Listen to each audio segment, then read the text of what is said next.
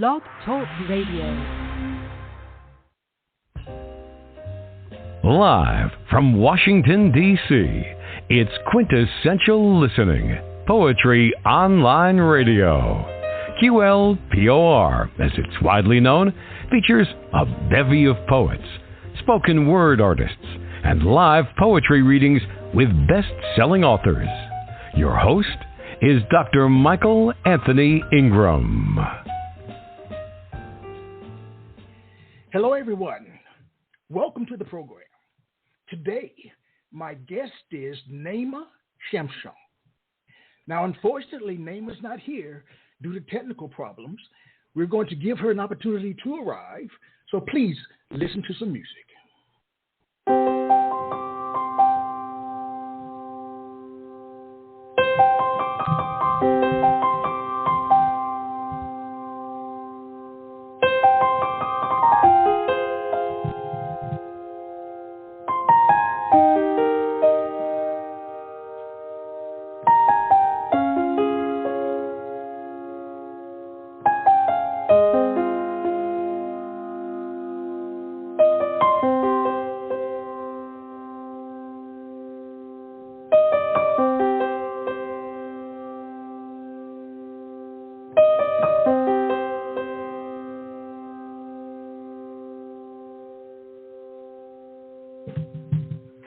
All right, Nayma, maybe.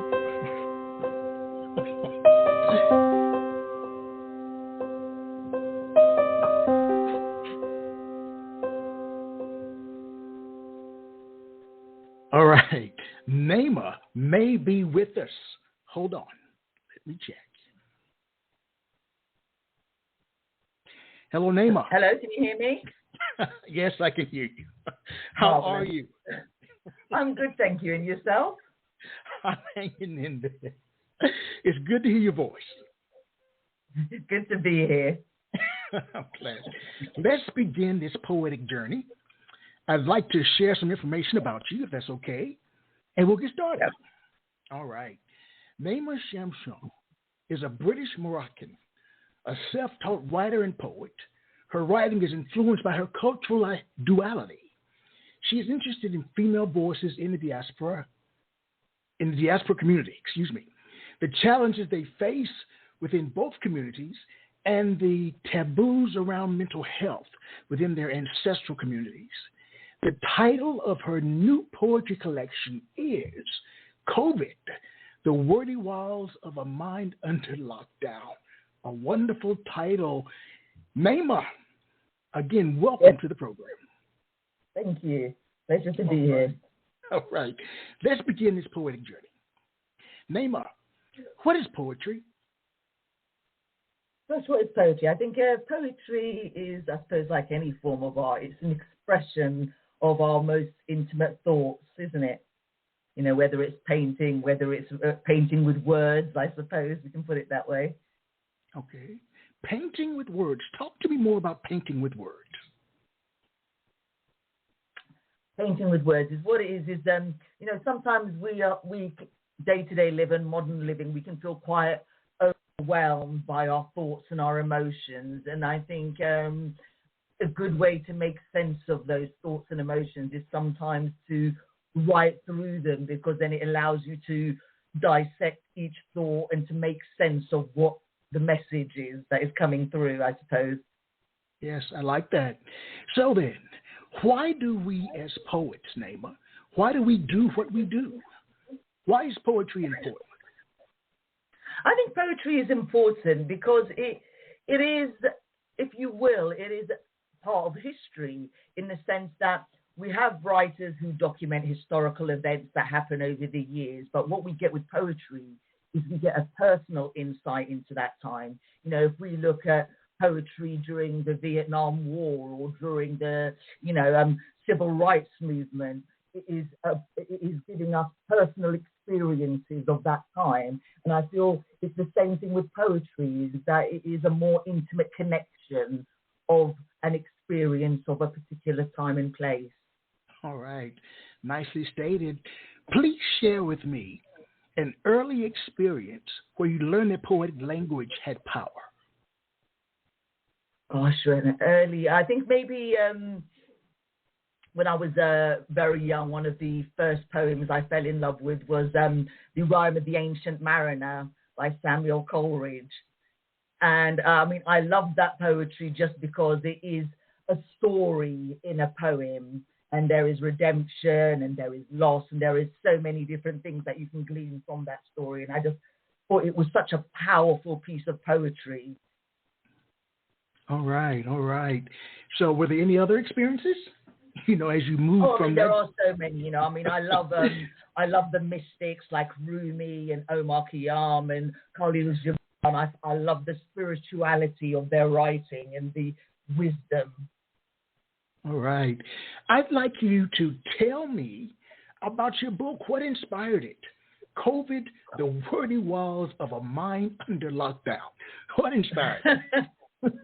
What inspired it?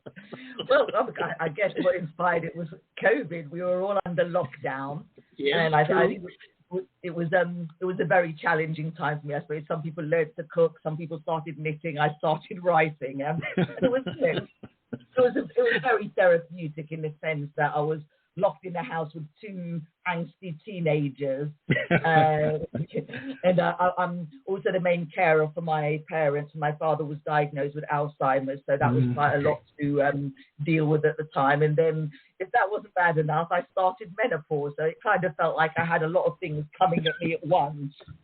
And I just thought, you know what, I'm going to kill my children, or I need to start writing, because I think that's probably the safer option. Oh, Nayma, I need to laugh today, so thank you. It's been a long life. All right. So when you title it, The Wordy Wilds of a Mind Under Lockdown, again, that in itself is a mouthful. Tell me more about the title. It is. The title was what it was. I think I was sitting down and I kind of felt like, you know, sometimes when you're sitting alone with your thoughts and it feels like all your thoughts are coming at you at once and you're struggling to make sense of them. And I mean, that's what it felt like. And it felt like, you know, this is a mindset under lockdown. And it just feels like you kind of like sometimes drift off into the wordy wilds of your mind where you have 1,001 words coming at you at once. Yes, yes. Talk about some of the book's predominant themes. What do you write about? Well, I think, you know, I touch on several themes. As you mentioned, I explore themes of duality and sort of identity. But I also, you know, cast a glance at, you know, modern culture, I guess. I mean, there is a poem there about sort of the internet experience during lockdown. I mean, there is also a poem which touches on the rise of Trumpism in America. So I think, you know, I was influenced not only by the experience of being under lockdown, but certainly by world events around the world. I mean, you know, sort of who amongst us can forget, you know, seeing, you know, what happened with George Floyd in America. I think anybody in the world will be able to say, you know, I can remember the exact moment I saw that. Oh, wow. Tell me more about the term cultural duality. Cultural duality, I think for me, because as my parents were Moroccan immigrants and I was born in London. So, I mean, I grew up with a traditional Moroccan upbringing and I speak the language, but I always felt like kind of like an outsider, if you will. I never felt like I was completely accepted as English in the UK. And I went to Morocco. I didn't feel like I was completely accepted there. I was just kind of like, oh, you're from Europe. And it was I suppose it was the sense of feeling connected to both cultures, but not feeling like you belong completely to either. Mm-hmm. That must have been that sounds so, that would be frustrating to me, to be quite honest. Yeah. Okay. Definitely is. It is frustrating. Like, even when I go to Morocco and I speak to people in Morocco, they're like, "Oh, you speak Derry, a British accent," and I was like, "Oh God." Yes, you know, I know what it's like to be in situations where you just feel as if you don't fit in, for whatever reason. Yeah. So I do understand. Now, the format of this show is that I'll ask you a question. and you'll say a poem, and then I'll ask you another question, and then you'll say another poem, and we'll go back and forth, all right? So Sure. at this time, I'd like you to share a poem.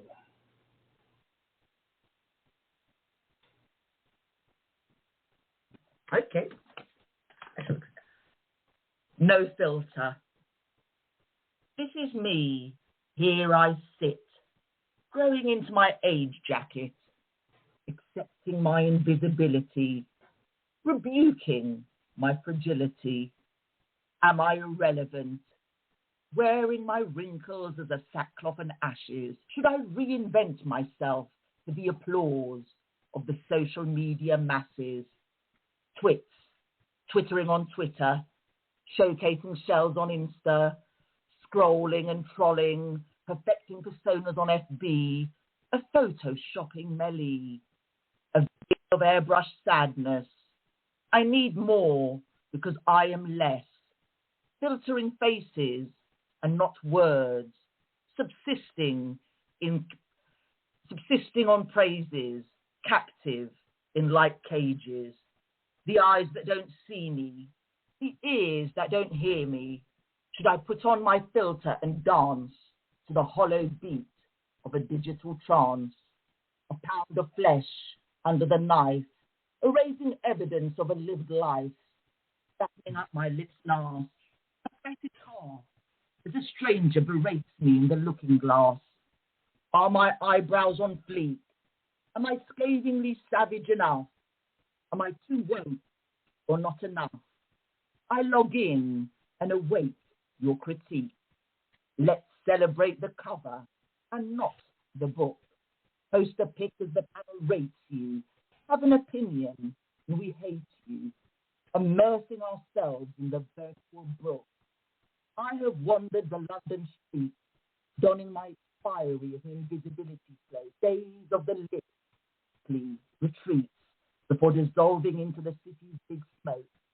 I've sat with Elliot as we shared despair, after shop-worn shared niceties, over tea and cakes and ices, exchanging troughs and peeps as we laughed and cried, pitching with Kowski, waving to Sylvia as we died inside. Empty voices filling the space with speech, their flawless faces behind the screen. Me, out of touch, them, out of reach. Where reality in the virtual scene, I've haunted the void in between. Should I question the truth whilst believing the lie? The hordes flock TikTok, famous for 15 minutes, to shock, to rock, to mock, to exhibit without limit. But I am old, and the light in their eyes has died. Thank you. Wow. That is an epic poem. What is the purpose of that particular piece, Nayma? I think the purpose of that piece was kind of to examine how we interact with each other, where certainly on social media platforms, it's all about the surface. Okay. Give me a little bit more about that. And I think, sort of during lockdown, it was a very difficult time on social media platforms. I'm sure a lot of people can identify where it was just kind of full of conflict and people bickering and being really quite horrible to each other. And I think, we saw some of the worst elements of humans during that period. And I think, it just saddened me that, people were more worried about being savage or being scathing or not being a pushover when, what was more important was human kindness and being able to connect with one another. And I felt that somehow got lost during that period. Well, I agree. In many of the websites that I visited, and I read the comments that people write about each other are so terrible. The comments that people write about races are so terrible. And it makes you not want to read the comments because it only, for me, it upset me so. It really, really exactly did. that. Yes. They really do. I just don't understand it. As you just said, the civility that people show each other is just not there. Yeah. It's just not there. Now, when you write poetry, Nayma, does it hurt you to write poetry? If not, why not? I think, definitely. I mean, it doesn't hurt all the time. Sometimes, these are poems that have been inspired by joyous occasion or by a loving occasion. Like there are a few poems in my collection about my children. So, I think it depends on the piece. I mean, if it's a piece where it has been a painful experience or it is still quite a painful memory, then yes, it is painful. I mean, like I've written a few pieces about my father's battle with Alzheimer's, and those were very painful pieces for me to write. Yes. Mm-hmm. I'm wondering, who are the writers, thinkers, readers, human beings who inspire you to write? Oh, goodness me, there's so many. Certainly, T.S. Eliot is, I absolutely adore T.S. Eliot's work. But I mean, as I mentioned earlier, I enjoy poets like Rumi and Hafiz and Omar Khayyam and Khalil Gibran. But then, I also, I love, Alec Baldwin. I mean, his work is absolutely phenomenal. I could just read him all day, All right. Now, during the selection process for your book, how did you decide which poems to choose? Gosh, that was a tough one. I think, initially I just had a whole lot of them because I am terrible at edits. Because, I'm sure as a writer yourself, when you write a piece, all of your pieces are dear to you and they're all like your babies. So yes. having to cut any, it is a real hurts deep. I just, so I had enough for a collection and I just sent all of them, to be honest. But then, when I was working with my editor, quite a few of them were cut where my editor told me that he felt certain pieces didn't work with the collection, and I was happy to follow his advice since he certainly had a lot more experience with this than I did. All right. So in terms of organizing the poems in the book, are they primarily sections, chapters? How do you do that? I mean, it's a poetry collection, so I don't really do sections or chapters. I just sort of, list them as poems. Yes. I mean, I'm, working on a novel at the moment, and that would be obviously in chapters, maybe even sections. All right. Please share another piece of poetry. Thank you.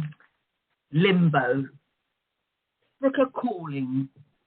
A convoy in the shadows, constant and ever present.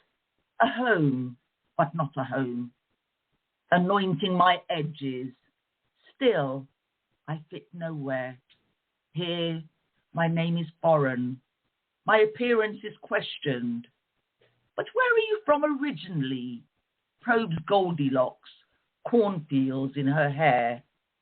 I have reconciled with the damp, dark streets, pierced by dimples of obtrusive, artificial light, illuminating an artificial pond, the dry wit and caustic humor, the sarcasm, the armor we wear, the sleazy, sullied snickers of bawdry backstreet jokes, the women who reject gazing at the floor, audaciously holding his stare. Jingle of frenetic life, the busy lives of others filtering into our busy breaths, in the darkened alcoves, in desolate cubicles of existence. Sartre echoed, you are in bad company. In coffee shops, amid sips of acrid Arabica, the inane monologues on current affairs, clandestine consultations, temporary respite, soaked in caffeine and butter pastries. London calling, Holland enthralling. It is the home of a leisure, the key of the kingdom, presenting the illusion of belonging without belonging, a solitude, natural fleeting. There, my name is familiar. My appearance using with the Dry alleyways and whitewashed facades, facing off a big sun in a hot pavement cafes. That once Ginsberg and Jean Genet supped on mint tea, where tolerance is privately practiced, but never publicly preached.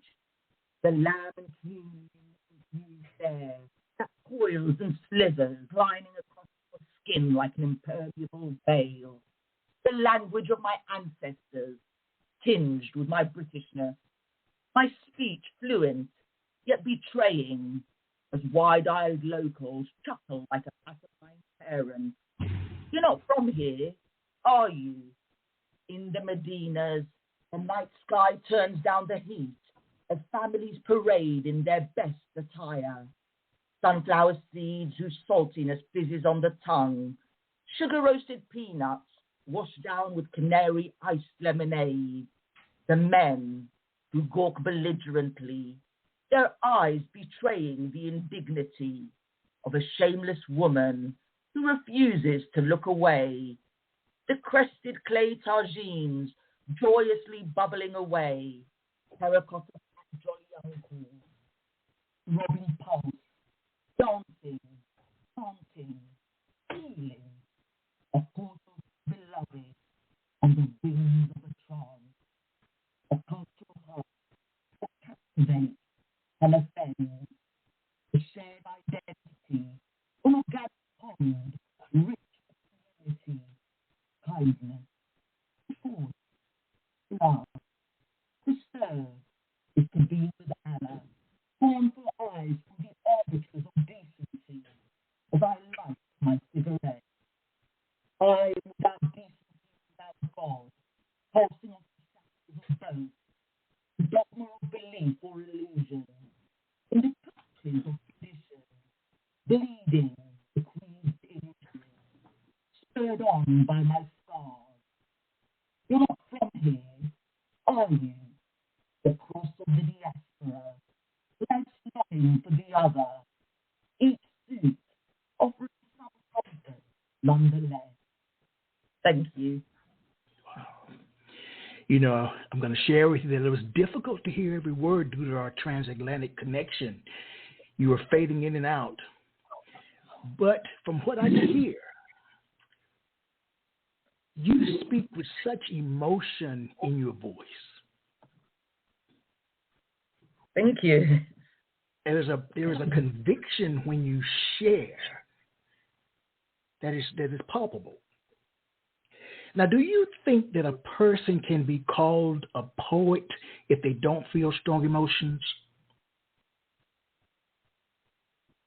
I think, probably not. I mean, it's not a matter of, I suppose, whether you strong emotions. I think, probably we are all capable of strong emotion. I think a poet is one who knows how to express that emotion and to evoke an emotional response from their reader, I suppose.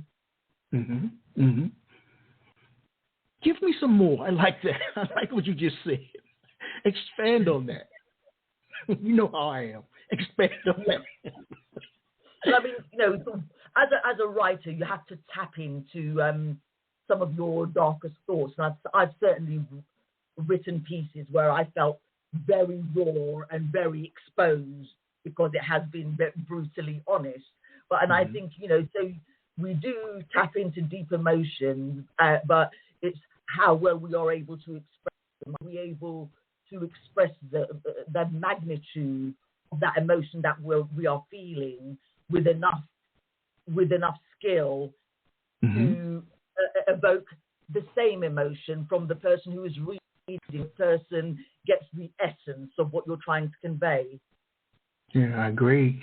My next question was going to be, has a poem you've written ever humbled or frightened you? I think, there is a poem, that I wrote that kind of humbled me and frightened me because, like I said, it was a piece that was brutally honest. And it was a long piece that I wrote, actually. So it's one that I've entered into a poetry competition, and it was kind of like a response to the love song of J. Alfred Prufrock, but from a female point of view. All right. Would you mind sharing it with us? I mean, sure, yeah. I mean, it's a long piece, but I'm happy to share it. I mean, it's very candid. That's okay. That's what we're here for. I'll just bring that up now then. All right. You know, there's a storm here in Washington, D.C., a very major thunderstorm. Yes, that's actually covering the East Coast. So if there is, transatlantic differences, or difficulties, it's probably primarily due to the storm. Got the poem? Yes, I'm ready. After Alfred, a response to the love song of J. Alfred Prufrock. This is how we stay, you and I, when the dying sun bleeds into the sky. Amongst the rainbow organized flutter, amber air filtering through the shutters, murmured discourse across coffee tables, and voices tenderly cosset like silken sable, romance by the rapture so easily enthralls. Our flirty festival death to the Imam's cause, the grandiosity of Moroccan's village, proudly, without encroachment, darkness, sifting into the room, a tagine ashtray with smoky plumes, in Casper, women's contact, talking of victory in the World Cup, strolling through the stacked stores of the Sorks, as dust nestled before settling on our skin, the musk and cookstone-fused air, our clothes sinking, trauma and the serpent, charmed by the flute, down dehydrated alleys and lumpy footpaths, who silently sigh, imperialistic epitaph, the sunny fingers who poke through the arches, rubbing against our faces, she teasingly arches. Surely there is not time, the eternal soul, fully express the elation that rebukes the world's transgress. There is never enough time, clawing at her arms and bearing its fangs, the ebbing humanity that lingers in turn, scuttled into the act. There is never enough time to consume all the joy, face forces whose gluttony only destroys. Time, put the world to rights over Ete. Precious, put time and space to stay. In the Casper, women's talking of victory in the World Cup. There is not enough time to stand the abusive plan on the existence that felt like a sham, to wonder when the crows first landed in the eye's corner, to call the boastful fools who frighten the talent culture, tittering tongues. Such a shame to wasted life, their pitying stares, training care, stabbing like a knife.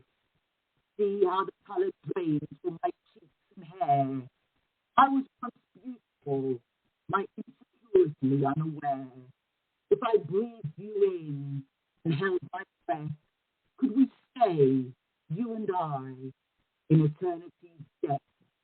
I have known the men who sexted and courted, quaked the over-familiarity of breaking wind and opening orifices, the romance long since dimmed, the holidays and cheap hotel rooms, by fake love to fill the gloom, faded cigarette smoke and designer perfume. They will say, let us flush. I too am familiar with them all, those high restaurants with lemongrass walls, sexual role-play that disguises ennui, the TV flashing, the old childhood matinee. Should I flinch the judgment of your double standards, scouring my sullied skin to wash away the hand? I have felt the hand that pinned my arms above my head. His fingers can loose like fat sausages. The invented drama. I kept the sword. Cool stubble that pours at your cheek. Gave you in cars back seat. Smell blue on your t-shirt. And I forget. What was I saying? I served myself bare. Are you shocked yet? When we were seated on the wall above the sea, the ocean dressed in a veil of encrusted diamonds, before the light shimmied into the ebony horizon, I should have costed Father time, cursed him for not granting more time. How the snow outside settled so comfortably, its Arctic breath drifting in with the draft, sense merriment, bringing chaos, frosty rabbit jaws that chill to the bone, pushing into our sensory nerves as we sit numbly, seeing your message flash on the phone. Your warmth surrounds me. I berate myself silently. This is not me. I scoff to love and the impossible reality sold.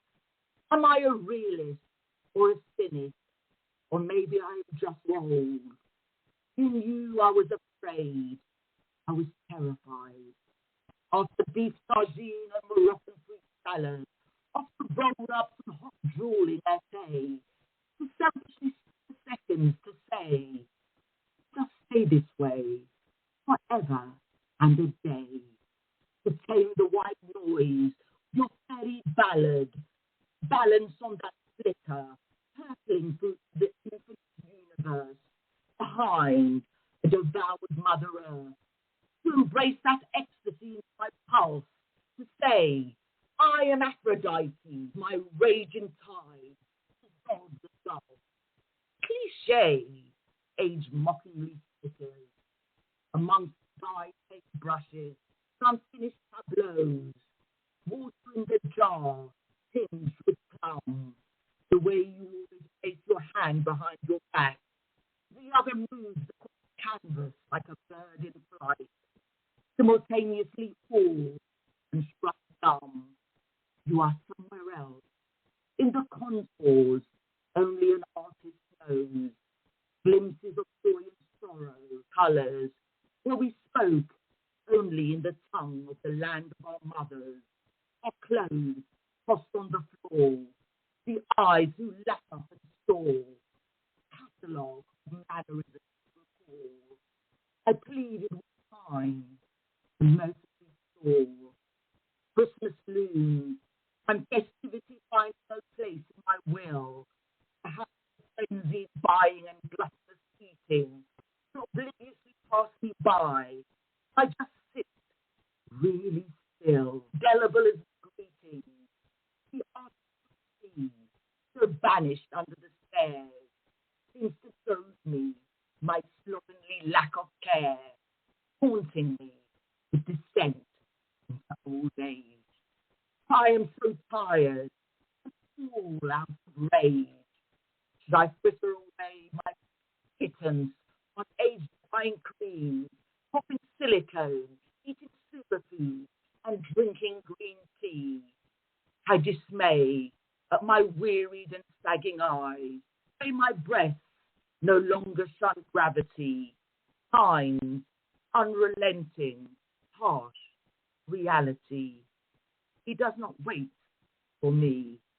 Walking among the beach, our steps tickling the tide, my back-fettered hem, dusted in the salt of the sea, me in a straw hat, and the sun in our eyes. I would spend it all, trouble it all, night and day, wildly laughing in the face of advancing grey. If I thought, thank you. Another epic piece. How long did it take you to craft that particular poem? Oh gosh, how long did it take me? I think maybe a couple of days. Just a couple of days?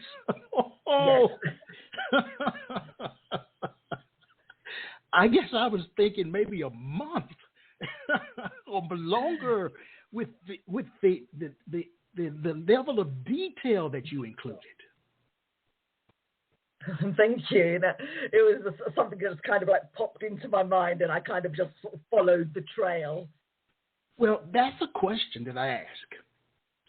Do you lead the poem, or does the poem lead you? Often I think that it is the poem that leads me. I mean, there are times where I sit down and I consciously try to write, and the lines just don't flow as freely as I would like them to. Whereas when the poem comes to me, it's like it'll give me a thread, maybe the first line or even maybe the first two lines, and then I will write them down, and the mind just starts churning and throwing up all sorts of alternatives. What's the next line? All right, all right. Please share with me the titles of 5 poems in your book. Okay, the title of 5 poems. Okay. Just any 5 poems. Sure. Okay. One is On the Grind. One is called The Unmoored Moor. One is called Auntie. One is called Food Bank. And one is called The Imposter. All right. I'd like to know, what role do you feel a title should play in a poem? What should you consider when you're titling a poem? Gosh, I think you consider how it connects to the poem itself. I mean, that's certainly for me. You know, I will read through the poem over and over again, and then I will try to think, what word or what title do I think best fits the piece of work. So for you, the poem comes first. Yes, always the poem comes first, and then I will. I mean, there are times when I will leave a poem without a title for a long time, which is frustrating, because then it's just listed as an untitled document, and then when you try to find it again, you have to sift loads of untitled documents. So I do try to give them titles as soon as possible, so they don't get lost with everything else. What do you think, Nayma, makes your poetic voice different from others? What makes it different? I think, is I offer a dual perspective, I think, on the world. Because, I speak to people, and it is the experience of one that has heritage in another country or another continent, but that is immersed in Western culture. And, and our view is never completely, I suppose, for myself, even as I describe myself as British, I think there is always a part of me that doesn't quite feel like I'm 100% British, if you know what I mean. Yes. When you share, again, I can feel the dissonance, the cognitive dissonance that goes along with being in two worlds. Yeah.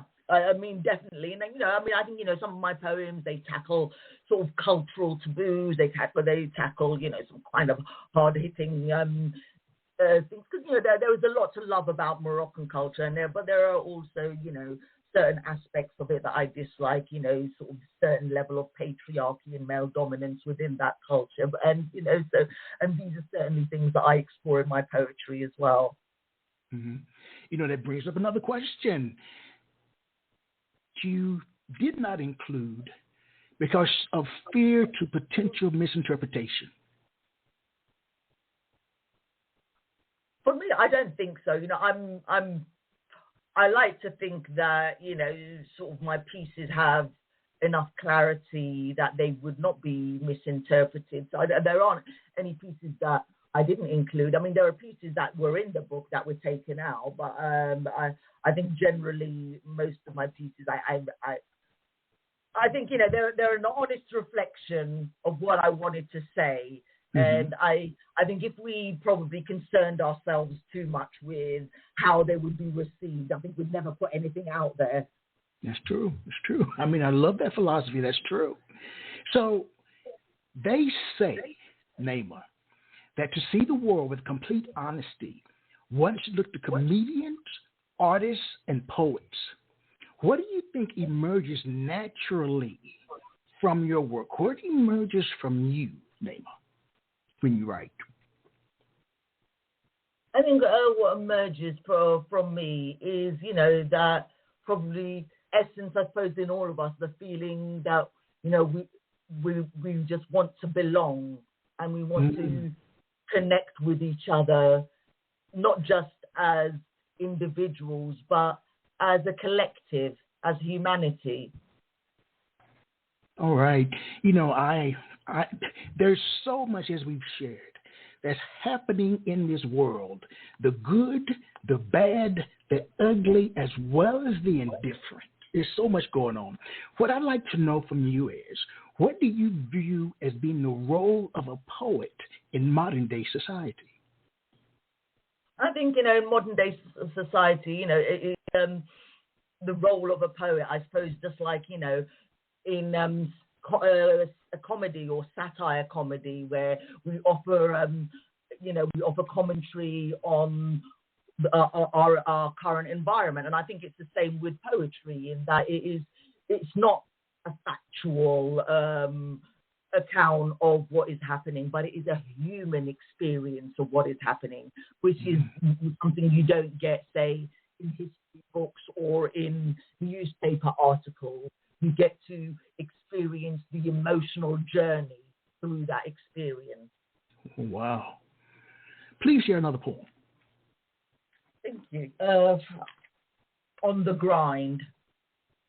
Dressed in the threads of adulthood, forging the bonds that bind, together in troubled times, when you can't see past the wood, harvesting and investing, delayed gratification, grafting out of your station, consume time without digesting, dreams of someday, get your foot on the property ladder, save on indulgences and work harder, all work and no play, put in the hours to rise, a promotion or bonus for Jack, greasing the cogs to pick up the slack, strangled by the tie that ties, grind your bones to make his bread, in a suit suited for ambition, silence, mental health's attrition, there is no success for the dead, sacrifice for the future, feather your pension to cushion the blow, retire abroad in a rustic chateau, eider down for the stupor, a partner to shoulder the burden, a mortgage to swallow your labor, life's force fueling the conveyor, together picking out curtains. Thank you. Wow. Now the storm must be over, because that came through loud and clear. No technical difficulties at all. That was wonderful. That was wonderful. That was wonderful. I really like hearing you read. Now, what is my question now? Knowing what you know, Nayma, about poetry, is poetry letting a wall down or building a guard? Oh, absolutely, it's letting a wall down, because, a poet, is only as good as how truthful and emotionally expressive he is.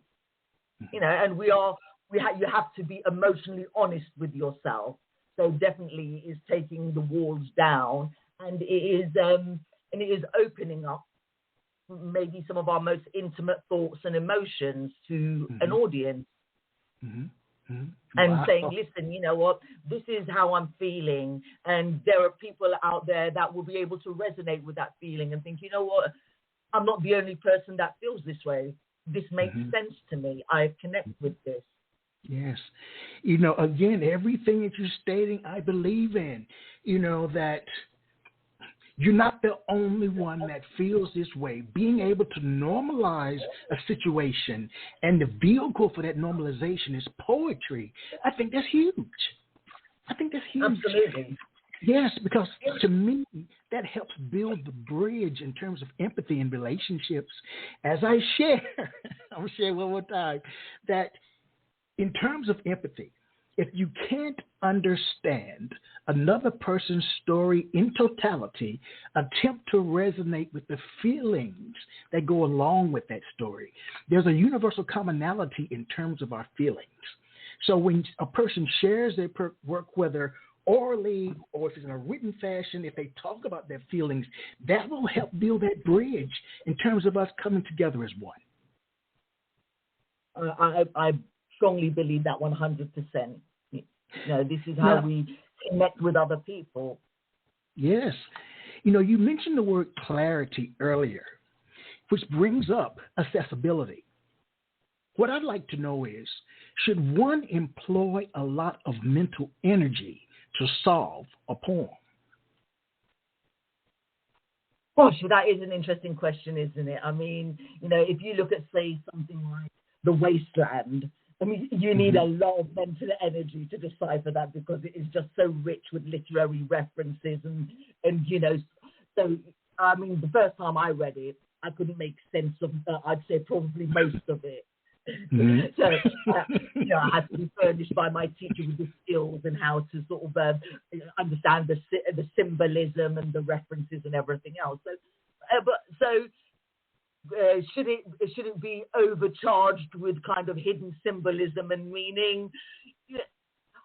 I would say no, but then again, you know, so like The Wasteland, it starts with that, but again, it's still a magnificent poem. So, you know, it's a bit of both. I think sometimes, you know, there should be clarity, and other times it's kind of fun to play with words and just show, but not necessarily tell. You know, when you talk, there is a level of self-awareness that you give off. All right. Thank you. So what do you think, as a poet, is the first step to becoming more self-aware? I think, you know, the first step to becoming more self-aware is just being emotionally honest with yourselves. Because, you know, so many times, you know, we are in denial with our own selves about certain aspects of ourselves, you know, whether it's kind of negative behavior that we repeat over and over again and you always get the same outcome. I think once you are emotionally honest with yourself and say, you know what, I can see that these actions are not productive to my mental well-being, or I can see that this behavior is not conducive to my growth, then I definitely you are more aware. Oh, wow. Great. What were the key challenges you faced when writing this book? Gosh, what was the key challenges? I think probably just finding the time to write, because I mean, like I said, my children were still living at home at that time. I was also a full-time carer for my parents, and I think and then with work as well. I think it was really just finding the time and the peaceful kind of space which would allow me to create and think. So how did you deal with the emotional impact of this book? And any tips for aspiring writers dealing with the emotional impact of a very heavy book sometimes? It's balanced, but heavy as well. Yeah. I think, how do you deal with emotion? You accept it as, you know, an emotional experience, but one that, you know, raises many important issues, like, you know, in Limbo, I address the issue of, you know, sort of gender inequality and gender roles. And, you know, in another poem, Round Trip, I I address the issue of racism, and I mean, a couple of my poems, these are issues that are addressed and explored in the work. So I think definitely that is probably how you are emotionally honest with yourself, and you convey a message that you think others will listen to and say, okay, yes, it's heavy, but there is an important message here for us. You know, it's like, you know, when we see terrible instances or experiences on the news, yes, you know, it is sometimes heavy going, but at the same time, we need to be connected to the world around us and world events and what is happening around us, because obviously once we are aware, we are best placed to act against certain things in the world that are only making life harder for us. I'm certainly talking about certain governments, certain racist institutions, things like that. Mm-hmm. So are you saying that poets should be required, because we live in a flux-filled world, to write about these issues? I don't think that they are required to write about those issues. I think that it depends on the poet. You know, if you are somebody who is, you know, actively interested in world events and the world around you, then certainly these are things that will come out in your work. If it is something that, because I understand it. You know, I have friends who say to me, you know, I've switched off the TV. I'm not watching the news anymore because it's so depressing. So I do understand that. I understand that there are some people that just want to switch off because sometimes it just feels like it's nothing but bad news. So for people who are not necessarily interested in these things, I mean, then their message will be something else, whether it's whether they are exploring pain or sadness or joy or whatever it is whatever message it is that they want to convey. All right. So with this book, are you hoping it will resonate with a broad range of readers or target a specific audience? No, I'm hoping that it will resonate with a broad range of readers, not just necessarily people who are from the diaspora community, but people from across the board. Because, you know, how do we learn to live in harmony with each other unless we expose ourselves to the thought process and the emotions and the experience of others? Wow. Nayma, are you a professor as well? No. Because I take one of your classes. I'm a professor, a retired one, but I know another professor when I hear one. You're great. So if you had to give any advice to your readers prior to reading COVID, The Wordy Walls of a Mind Under Lockdown, what would you tell them?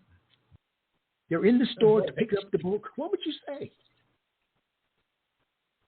I'd say pick up a copy and read one, and you will not be disappointed. It is a very varied experience, and the title COVID, The Wordy Wires of a Mind Under Lockdown refers not to COVID itself, but to a global experience, one that we all shared. And in that respect, I feel that it will resonate with all readers. All right. You know, let's imagine for a moment that a poem is like a cake, all right? A cake that you bake.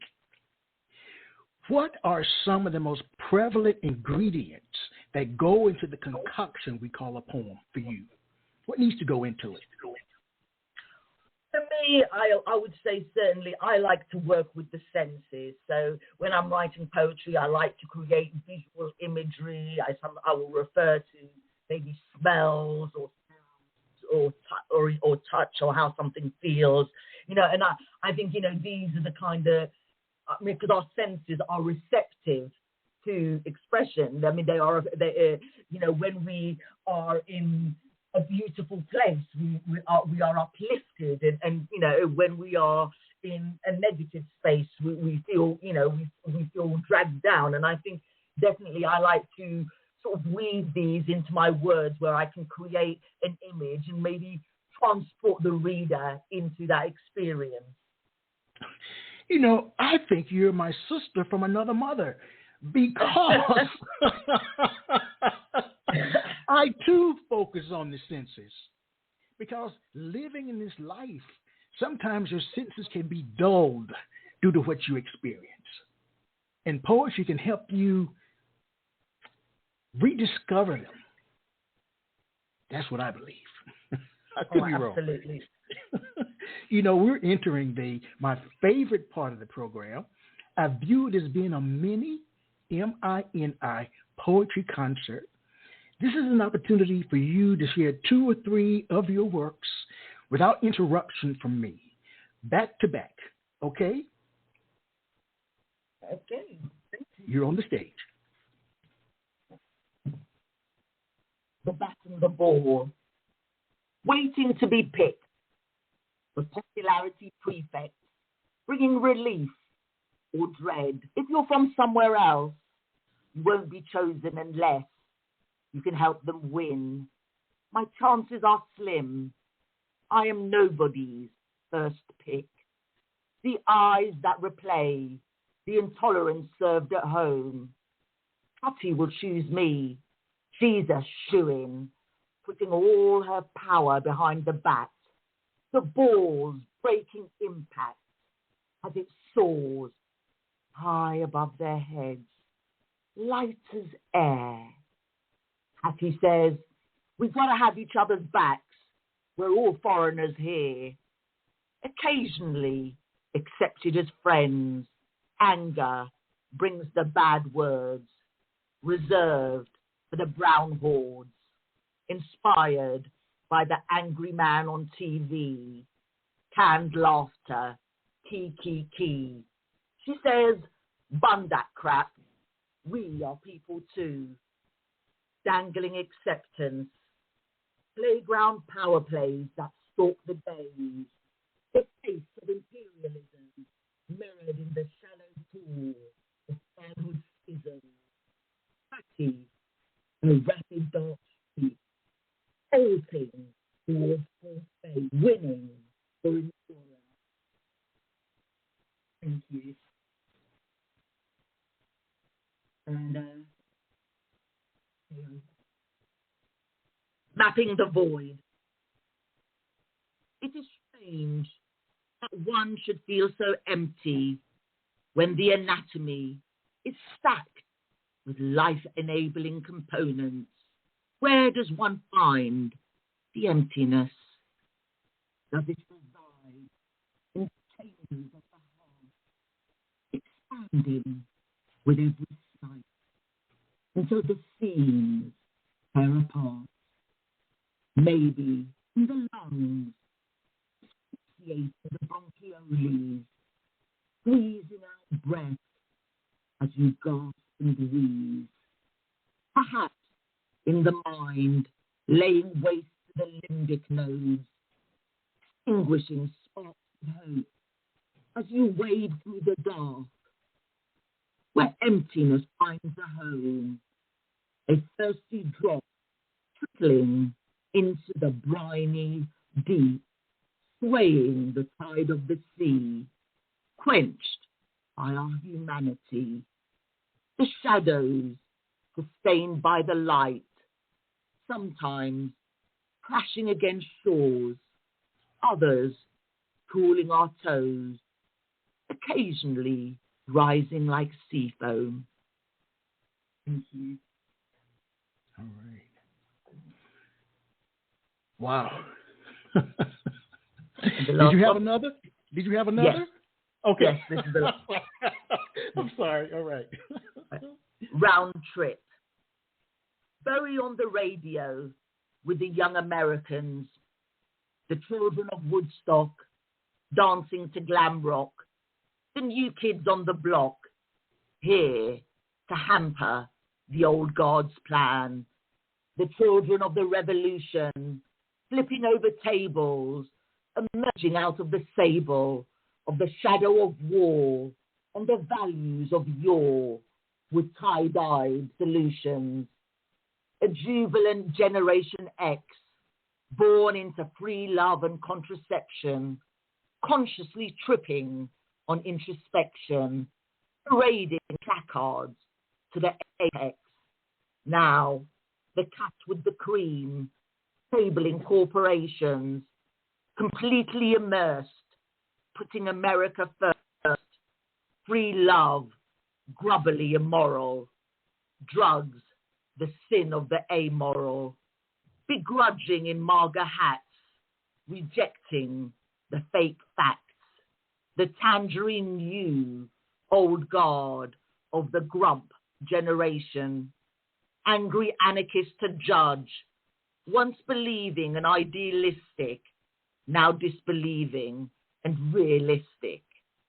Their bruised noses purple as they come full circle, disillusioned and resentful, conservative and fundamental, feeling spontaneous scorn. Where have all our heroes gone? Nursing a grey disease grudge, an ill wind of blustery blather rolls over the matters that matter.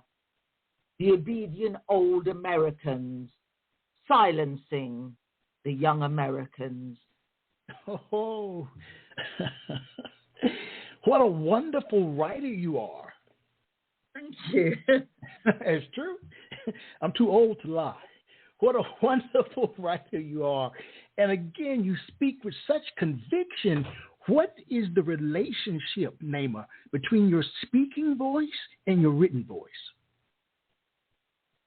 Gosh, I'm not sure. I mean, I think it's one and the same voice in the sense that when I am writing, I kind of speak the words in my mind just to see how the flow is.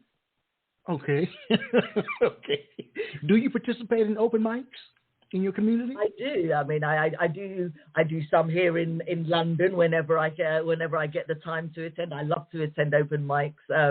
I love performing to an audience, and I do quite a few international via Zoom. I can tell. I can tell. You were made for the stage. I can tell. I can tell.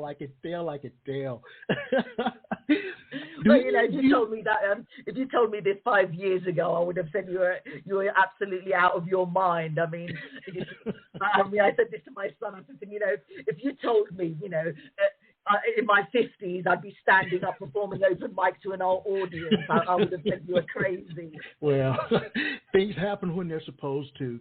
Do you view your ability to write poetry as a creative gift or creative art? Oh gosh, I think it is both. I think it is a creative gift, certainly, because my sister has always, since I was a very young child, she's always been very encouraging and she always believed that I had a gift for writing. I didn't necessarily always believe it myself. And I know it's something, I've always enjoyed writing since I was a very young child, whether it was short stories or poems. It's always been a passion of mine. I think it's something that I kind of left behind once I got married and had children, and it kind of took a back seat. But it was nice to sort of kind of reconnect with that side of myself again during lockdown. All right. Do you think you were meant to be a poet? Oh, do I think I was meant to be? To be honest, I don't think I was meant to be. At this stage, I am still pinching myself that I didn't be published. I still can't believe it. So, well, let me ask this question: what surprises you most about being a poet?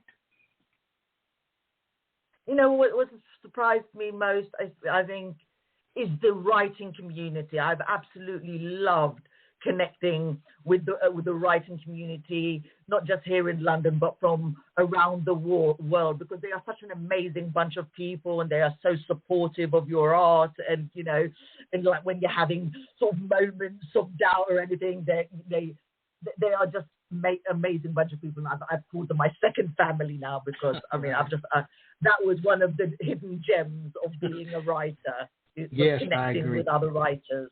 Yes, the pandemic, COVID, or the pandemic changed everything, and Zoom. It's hard to live without Zoom now. Absolutely, really gosh, you know. What do you think, Nayma, you learned about yourself writing COVID, the wordy walls of a mind under lockdown? What have I learned about myself? I've learned that I should probably, you know, not be so hard on myself and just start giving myself a little bit more credit. Wow. Would you mind favoring us with one more before we go? Just one more. Okay, well, I'm going to give you one of my more recent poems. Okay. And this, I suppose this was kind of like a homage to poets, I guess. Mm-hmm.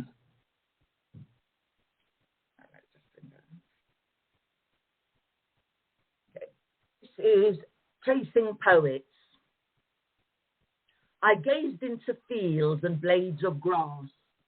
My bones felt cold. One's worst clouds, ghostly eternal England. I felt sorrowfully expand, to tie my restless hand, the longing and the end of longing. Baby blows giving the wind, staining the sun in shape of boiled by blade, combined, short shore, the winds, heavy, lackadaisical, craving the height of the astrophysical, dawn song that sang of the vegetables, flowed in colour and scorching heat, the light burn, toasting, easy release, quench more of April, brings but icy showers, douse and deaden the others, still the senses longingly remember the thoughts of the home abroad, where the heart hastily thawed, and the spirit sprawled in awe. The shepherds of Rossetti who saved, did reflect as they heard save, as they heard the arduous days and hours, the disturbance of Eliot's spring, disturbed and beaten in, her shades pale, grey, like granite, her silver, fearfully bleeds out night. Where are mornings whose chorus awaits, a birdsong that reaches the ear and makes one rise from their bed, cheerfully embrace its tiny tip, the trailing voices in the air, cajoling the songless springs. Affronted by larking dismal skirts, pulling up life's neck and gross worth, desecrating the temple of the earth, as they profit and pass on expense, not conscience, the petty tense. Still, your present arms defense, life is the living, company of the heart that's giving, the joyous Jinnah of poetry. Thank you. Nayma, what do you want your poetry to do? Where do you want it to go? Where do I want it to go? I want it to reach as many people as possible, and for as many people to feel touched and moved by my pieces as possible. Right. You know, writers and poets write for a myriad of reasons. Some write primarily to speak a message to their audience. Others write because staying silent is not an option. So when you really think about it, why do you write? Why do I write? I think, you know, it's probably a combination of both. I write because I absolutely love writing. You know, I've always enjoyed writing.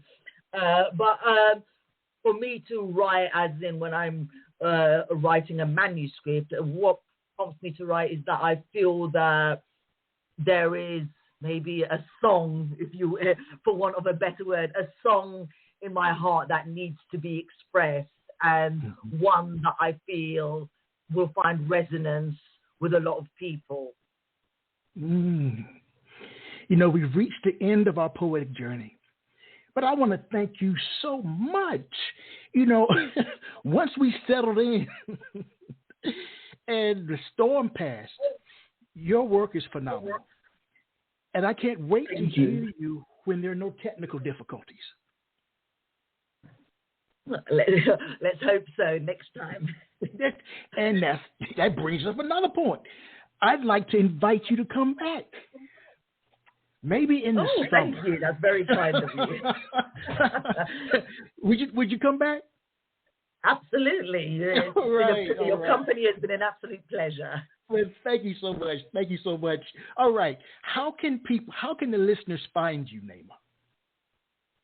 Well, my book is available on Micah Press, my publisher's website, but also at Amazon, Barnes & Noble, Waterstones, and most good poetry retailers.